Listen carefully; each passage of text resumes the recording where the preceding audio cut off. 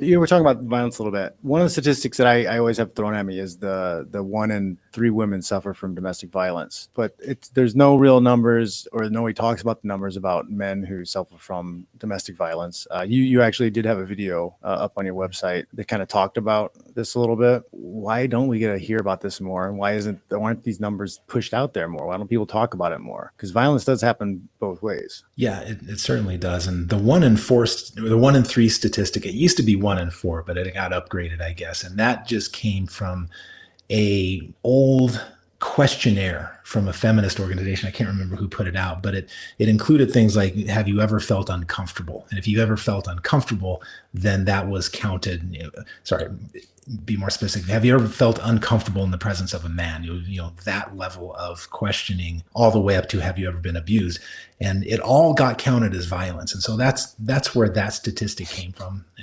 It's a junk statistic. It's been debunked 1,000 times, but there are statistics that are a little more legitimate, like from the Centers for Disease Controls, for example. They look at epidemiological data, and they have found that men and women in intimate relationships get violent about equal, about 50-50, and they do it differently. There are some differences in the way violence unfolds when a man does it versus when a woman does it. And there's also differences in the way they act it out. So a woman, for example, will typically, on average, more than men will use objects. They'll throw things. And they will also corner men. So they'll corner men in the shower, they'll corner men in the bed, they'll corner men when they're driving.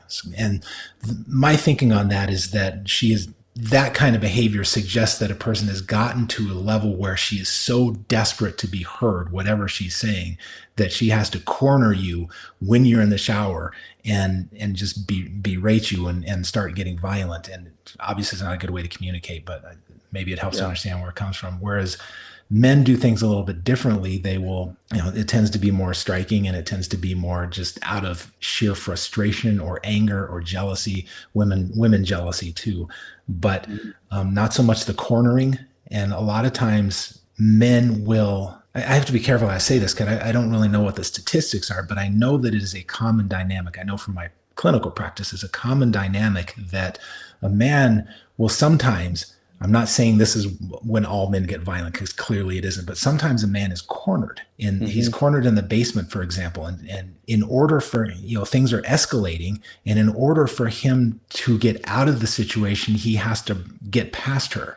And so that can devolve into either he just brushed against her and she fell down. I've heard that. And it can also turn into he gets violent and physically gets her out of the way. So to say that, the information that's out there about domestic violence is so misleading and so useless, because it doesn't tell you anything about how violence unfolds in relationships. And how, if you know how it unfolds, then maybe you have some ideas how to intervene. But we still have these really old models that date back to feminists from the 1970s. And that's the treatment model that persists today for domestic violence. And it assumes that it's always men on women, and it assumes that it is always a power imbalance, and it completely disregards these more subtle types of dynamics that I'm talking about right now, and that the CDC has been able to find. Yeah, I've heard of guys. I've had friends who were in situations where they couldn't get out of the apartment. And, they got in trouble because they had to push their way out of the apartment. And if there's any marks left or anything in that regard, you're